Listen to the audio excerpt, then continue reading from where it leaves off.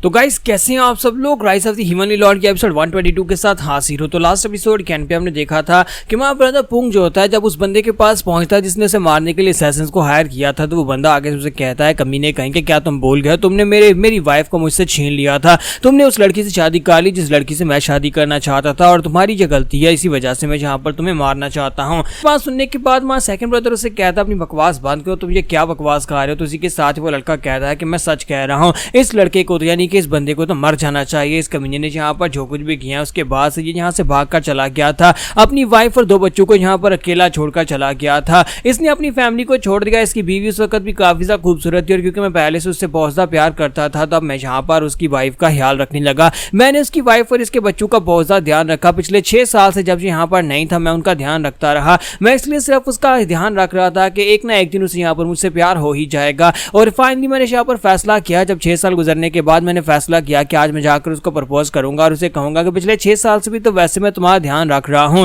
अब तुम्हारा पति वापस नहीं आने वाला तो क्यों ना तुम मुझसे शादी कर लो, मैं तुम्हारे बच्चों को भी अपने बच्चे समझकर ही पालूंगा। लेकिन जैसे मैं वहां पर पहुंचा तो वहां पर क्या देखता हूं, कमीने कहीं के तुम वापस आ चुके थे। अगर आज तुम वापस नहीं आते तो आज यहाँ पर तुम्हारी वाइफ मुझसे शादी कर चुकी होती और तुम्हारे दोनों बच्चे भी मेरे बच्चे होते। लेकिन तुम यहाँ पर उसको बिल्कुल भी डिजर्व नहीं करते, तुम क्योंकि 6 साल के लिए उसे अकेला छोड़कर चले गए थे। मैं जहाँ पर उनकी देखभाल कर रहा था इसलिए मैं उन्हें डिजर्व करता हूँ, तुम बिल्कुल भी डिजर्व नहीं करते। मुझे नहीं लगता कि तुम जहाँ पर उन बच्चों के असली फादर हो, बल्कि उन बच्चों का असली फादर तो मैं हूँ जो इन बच्चों को पाल पोस का इतना बड़ा कर चुका हूँ। तुम एक क्रिमिनल हो जिसने अपनी फैमिली को छोड़ दिया, जो अपनी फैमिली को छोड़कर भागकर चले गए थे, इसलिए अब तुम्हारे वापस आने का कोई मतलब नहीं बनता, तुम्हें चुपचाप मर जाना चाहिए। तो सेकंड ब्रदर उसे कहता है अपनी बकवास बंद करो पागल इंसान, ये क्या बात कर रहे हो, तुम जहाँ पर इसको प्यार कहते हो ये प्यार नहीं है, बल्कि तुम सिर्फ और सिर्फ उनका ध्यान खींच रहे थे ताकि तुम उनका ख्याल रखकर उनका ध्यान खींच सको। और अगर ऐसा कुछ हुआ भी है तो तुम्हें क्या लगता है कि ऐसा होगा अगर तुम यहाँ पर 6 साल तक उनका ख्याल रखोगे तो एक औरत अपने पति को भूल जाएगी, अपने बच्चों के बाप को भूल जाएगी और तुमसे शादी कर लेगी। ऐसा तो बिल्कुल ही पॉसिबल नहीं है।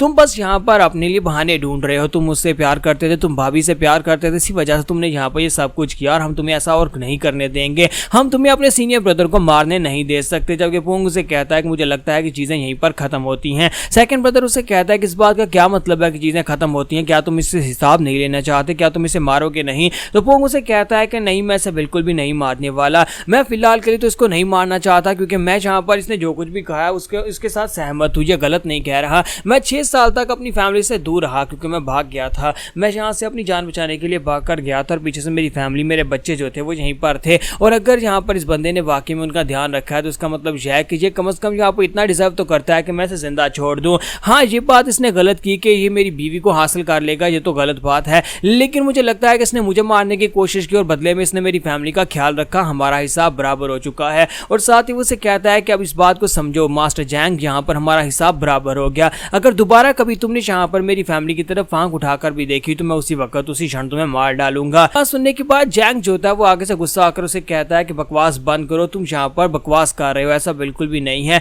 तुम्हें किसने कह दिया कि तुम यहाँ पर उन बच्चों के और उस फैमिली का हिस्सा बनकर रह सकते हो। मैं तुम्हें नहीं जाने दूंगा, मैं तुम्हें उस औरत के साथ नहीं रहने दूंगा, वो सिर्फ और सिर्फ मेरी है और सिर्फ और सिर्फ मेरी ही रहेगी। मास्टर पोंग उसे कहता है कि मैं यहाँ पर तुम्हें फिर से कह रहा हूँ कि अपनी बकवास बंद करो। जबकि जैंग उसे कहता है कि वो बच्चे मेरे हैं, जाकर उसे पूछो वो औरत जहाँ पर मुझसे प्यार करने लगी थी और उसके बाद अब बच्चों का बाप मैं बनने वाला था। जब किसी के साथ पोंग बड़ी तेजी से आगे बढ़ता है, अपनी तलवार घुमाकर उसकी गर्दन काट देता है और उसका साथी जो होता है बेचारा बहुत ज्यादा घबरा जाता है। तो पोंग ने अपनी जिंदगी में पहली बार किसी इंसान की जान ली है, तो उसने यहाँ पर अपनी फैमिली को बचाने के लिए यहाँ पर इस बंदे को मार डाला क्योंकि उसने उसे मौका दिया था कि सब कुछ भूल जाओ, हमारा हिसाब बराबर हो गया। लेकिन उस बंदे ने जहाँ पर उस पीछे नहीं हटना था, उसने कल को फिर से आकर उसकी फैमिली के ऊपर गंदी नजर डाल ली थी, तो इसी वजह से उसने वहां पर उसे मार डाला। और सेकंड ब्रदर जो था वो भी वहां पर सोच रहा था कि ये पहले ऐसा बिल्कुल भी नहीं था, लेकिन अपनी फैमिली को प्रोटेक्ट करने के लिए इंसान किसी भी हद तक चला जाता है। अपनी फैमिली को बचाने के लिए इसने ये सब कुछ किया है। एक कमजोर इंसान भी यहाँ पर स्ट्रॉन्गर हीरो बन सकता है अपने बच्चों और अपनी फैमिली को बचाने के लिए।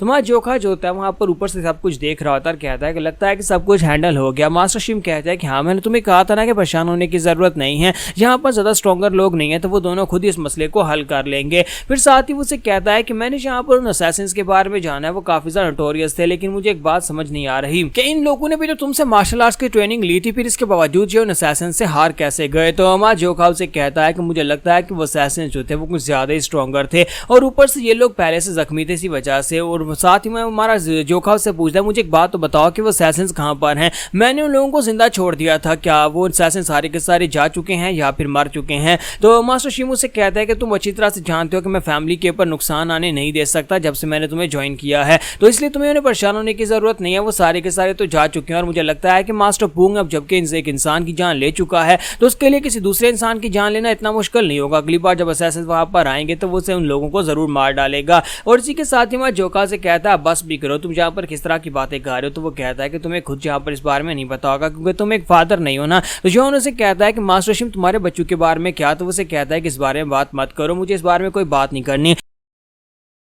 तो यहाँ पर नेक्स्ट सीन 3 दिन के बाद का दिखाया जाता है। लूनार सेक्टर का सीन दिखाते हैं जहाँ पर एक बिल्डिंग होती है जिस बिल्डिंग के अंदर लूनार फेरी के वंशज के लोग रहते हैं। पर एक लड़की होती है जो कि डिमोनिक सोल्जर्स में से एक होती है। तो एक बंदा जो होता है उसके लिए एक थैला लेकर आया था जिसके अंदर काफी सारे पैसे होते हैं। तो वो लड़की उसे कहते हैं कि तुम्हें क्या लगता है कि ग्रेटेस्ट असैसिन्स ग्रुप का मास्टर यहाँ पर खुद आ सकता है, तुम्हें यहाँ पर आने की क्या जरूरत। असैसिन्स ग्रुप के लीडर बताओ कि तुम हमारे पास क्या लेकर आए हो, क्या कोई काम करवाना चाहते हो या फिर तुम हमारे लिए कोई इनाम लेकर आए हो या फिर हमारे लिए कोई प्रस्ताव लेकर आए हो। तो इसी के साथ असैसिन लीडर उसे कहता है कि मैं तुम्हारे लिए बहुत सारे ट्रेजर्स लेकर आया हूं। तुम्हें पता है कि लूनार सेक्टर को हम लोग पहले भी यहाँ पर ढेरों सारा पैसा दे चुके हैं, यहाँ तक कि हम लोग मंथली और सालाना यहाँ पर तुम्हें बहुत सारे तोहफे भी देते हैं और पैसे भी देते हैं। इस बार भी मैं यहाँ पर तुम्हारे लिए गिफ्ट लेकर आया हूँ। तो वो लड़की उसे कहती है कि हाँ मुझे अच्छी तरह से याद है, मुझे याद है कि तुम यहाँ पर क्या करते रहे हो और तुम हमें क्या क्या देते रहे हो, लेकिन तुम्हें नहीं लगता कि अगर यहाँ पर तुम्हें कोई काम करवाना है तो तुम्हें यहाँ पर एक ऑफिशियल रिक्वेस्ट लेकर आनी चाहिए थी हमारे सेक्टर के मैनेजमेंट बोर्ड के थ्रू से। तो क्या तुम यहाँ पर डायरेक्टली मुझसे आकर बात कर रहे हो, तो क्या ये एक प्राइवेट मसला होने वाला है। तो वो उसे कहता है कि मैं यहाँ पर एक 12 डिमोनिक जनरल्स में से 12 डिमोनिक सोल्जर्स में से एक सोल्जर की मदद चाहता हूँ। अगर मैं यहाँ पर लूनार सेक्टर में ऑफिशियल रिक्वेस्ट करता तो वो लोग इस बात को रिजेक्ट कर देते, वो लोग कभी भी यहाँ पर एक डिमोनिक सोल्जर को छोटे मोटे मसलों को निपटाने के लिए नहीं भेजते। लेकिन मैं तुम्हारे लिए बहुत कुछ लेकर आया हूँ, मैं यहाँ पर ट्रिपल अमाउंट में तुम्हें पैसे देने को तैयार हूँ। तो लड़की उसे कहते हैं कि तुमने कहा कि ट्रिपल दोगे, चलो फिर ठीक है तुम्हारी रिक्वेस्ट को सुन लेते हैं। तो इसी के साथ असैसिन जो होता है अपना सर टेक लेता है और उसे कहता है कि प्लीज मुझे यहाँ पर इंसाफ चाहिए, मेरे लोग मरे हैं और मुझे उसका बदला चाहिए। मेरे बहुत सारे लोग मर चुके हैं, यानी कि हमारे असैसिन जिनको हमने पाल पोस कर इतना स्ट्रॉन्गर बनाया था वो सारे के सारे मर गए। उन्हें काम दिया गया था, एक मास्टर जैंग जिसने उन्हें काम दिया था, उन्हें हायर किया गया था कुछ लोगों को मारने के लिए, लेकिन उसके बाद पता चला कि वो सारे असैसिन भी मर चुके हैं और साथ ही मास्टर जैंग भी मर चुका है। अब मुझे यहाँ पर बदला चाहिए। एक सुरख बालू वाला लड़का और एक बुढ़ा मास्टर जो अपने सर के ऊपर स्ट्रॉ हेड पहनता है, मुझे उन दोनों को मरा हुआ देखना और उसके लिए मैं कुछ भी करने को तैयार हूँ, कुछ कीमत भी देने को तैयार हूँ।